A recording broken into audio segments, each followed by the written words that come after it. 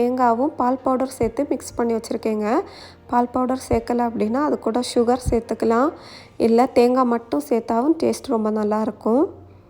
இப்போது ஒரு புட்டு மேக்கர் எடுத்து ஃபஸ்ட்டு ஒரு லேயர் நம்ம ரெடி பண்ணி வச்சுருக்கிற அந்த தேங்காய் இருக்கு இல்லைங்களா, அது சேர்த்து அதுக்கப்புறமா அந்த புட்டு மாவு சேர்த்துக்கலாம். அப்புறமா தேங்காய், புட்டு மாவு, இது மாதிரி 3 லேயர் ரெடி பண்ணிக்கலாம்.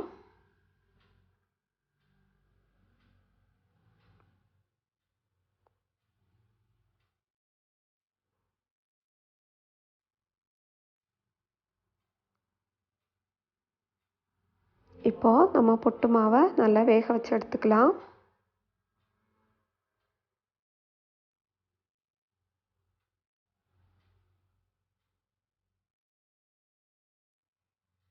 பாருங்கள், நம்ம புட்டு நல்லா வெந்துட்டுருக்கு.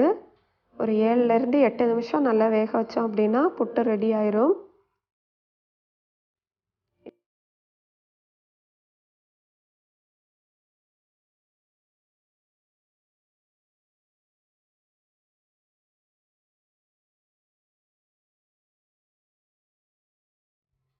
புட்டு நல்லா வெந்துருச்சு. பாருங்கள், ஆவி வருது. அவ்வளோதாங்க, டேஸ்ட்டான மாம்பழ புட்டு ரெடி ஆயிடுச்சு. கண்டிப்பாக இதை வீட்டில் ட்ரை பண்ணி பாருங்கள்.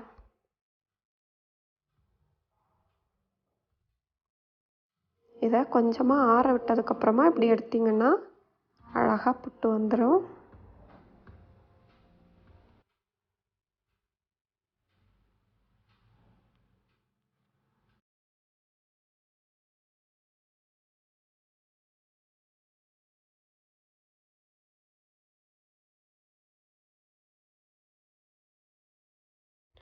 சாஃப்டான டேஸ்ட்டான மாம்பழ புட்டு ரெடி ஆயிடுச்சு. கண்டிப்பாக இதை ட்ரை பண்ணி பாருங்கள்.